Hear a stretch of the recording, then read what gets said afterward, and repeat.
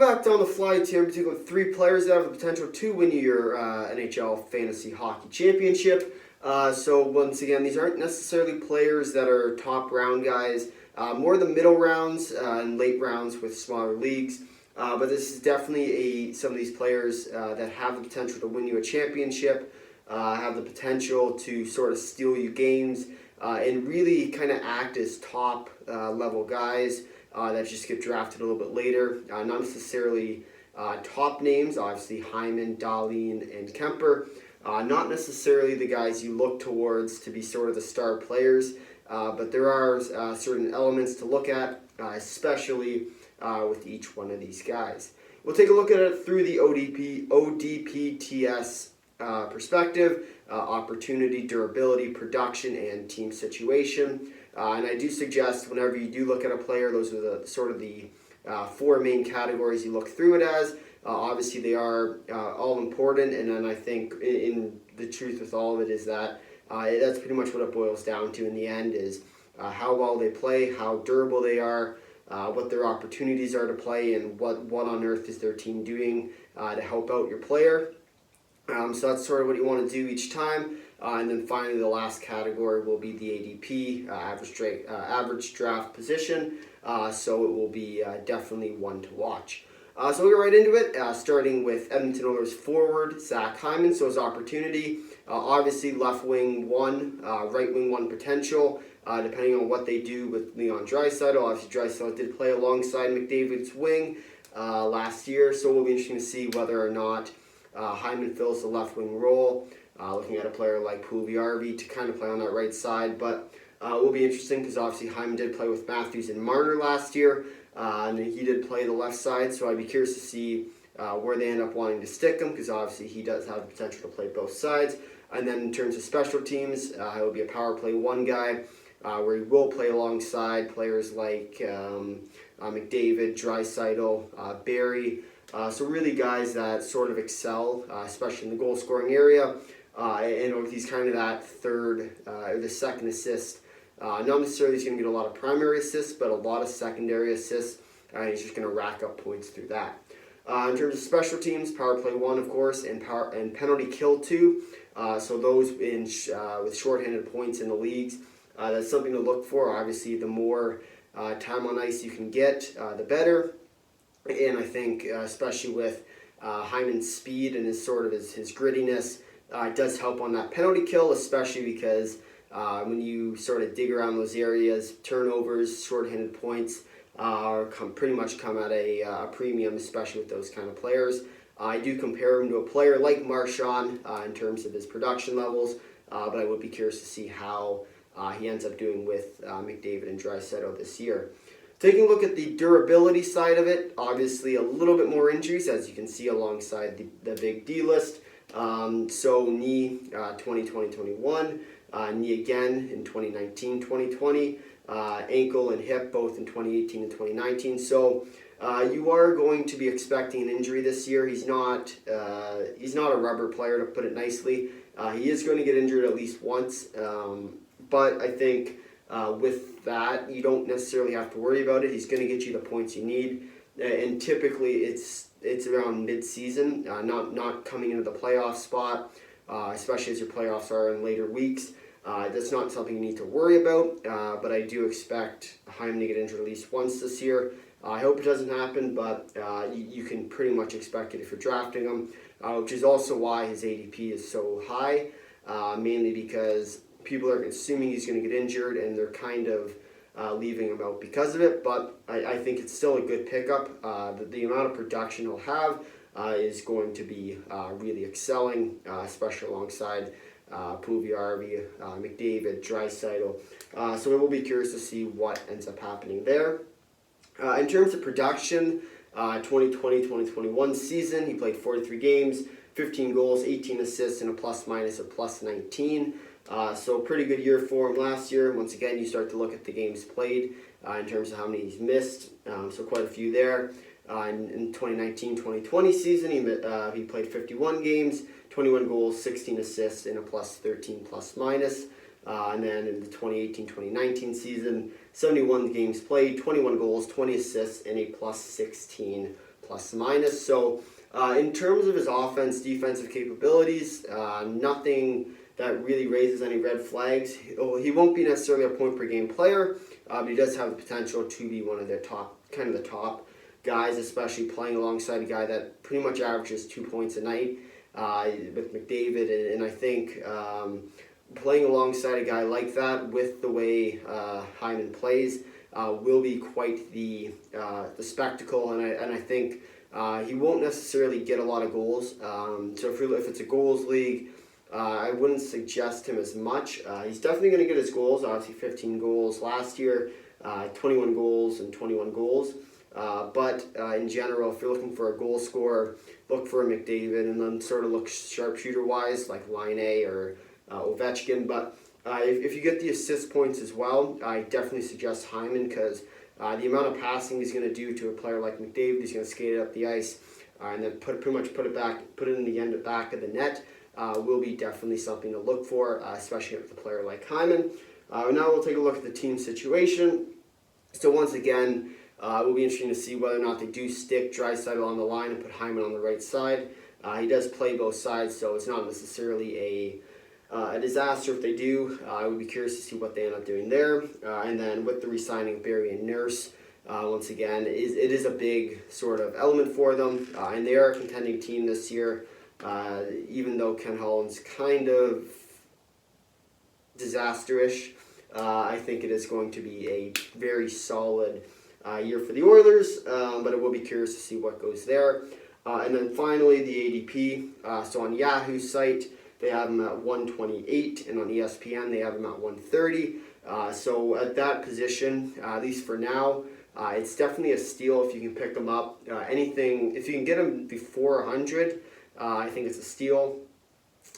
Anything after, you're pretty much putting a smile on your face and taking candy from a baby. So with that, I do suggest picking up a player like Zach Hyman. Now we'll take a look at the second player, the defensive player on this list will be Rasmus Dahlin from the Buffalo Sabres. So with Dahlin, he is currently an RFA, so definitely something to be monitoring, because if they don't reach a deal, you could be looking at another Marner situation where they take him to the end of the thing and they play through the season without him, similar to Nylander as well. So definitely interesting to see whether they can get a contract locked down. If they can, for sure get him. If they can't, you got to start to kind of look and hope that they do sign him, because his ADP will go down, especially as the season comes closer.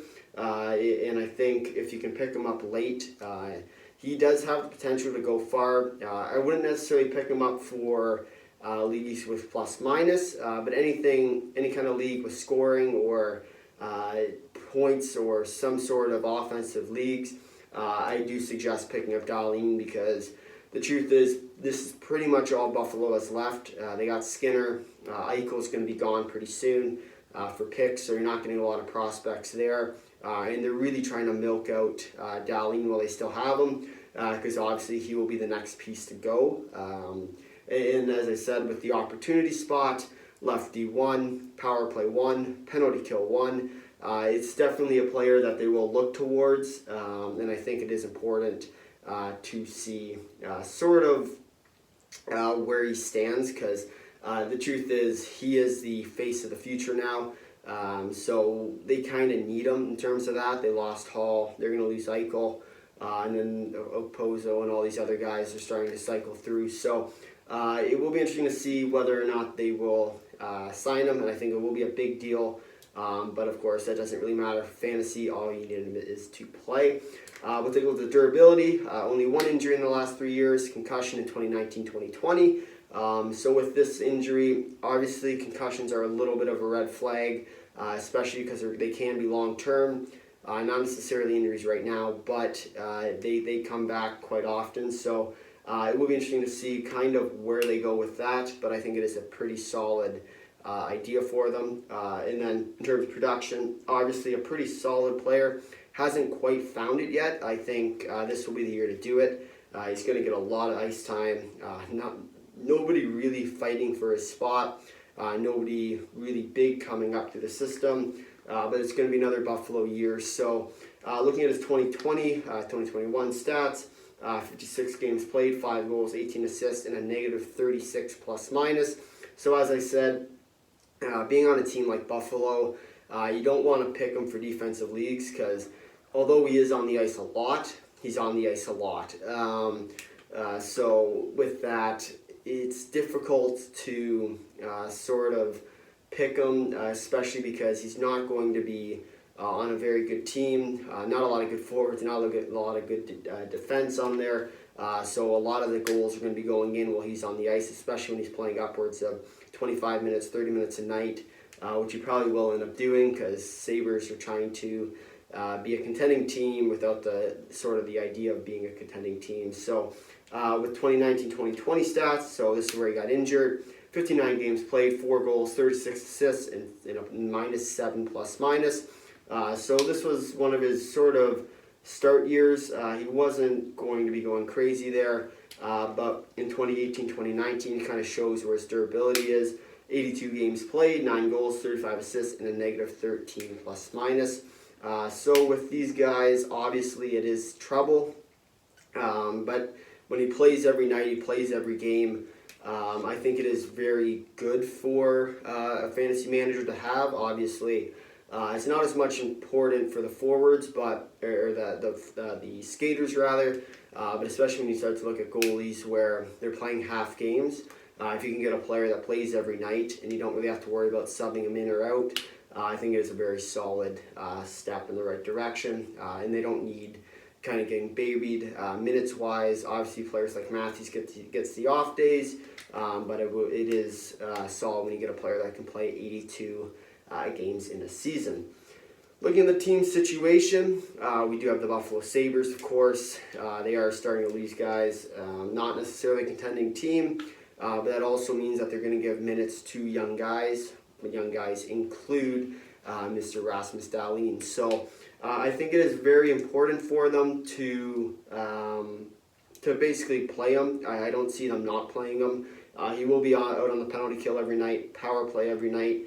And the truth is they might even start to double shift him because this is pretty much their team from now on is Rasmus Dahlin. So especially when you look at the ADP with Yahoo at 151 and ESPN at 188, when you got a player that plays every night, plays top minutes, plays power play, plays penalty kill, especially in a points league, you're gonna be pretty much salivating at the sound of the bell. And then I think it is going to be really important for fantasy managers to pick Rasmus Dahlin up, especially if you can get him late. Obviously, the later the better. And the other thing you got to worry about, of course, is running into a fantasy manager that actually knows, especially if you're in a league where you got people that know hockey. You got to be careful about where you draft because obviously Zach Hyman in a league where everybody knows is not going to be going 130. He'll be going probably 70 in the 70s, and same with Dahlin, probably in the 80s.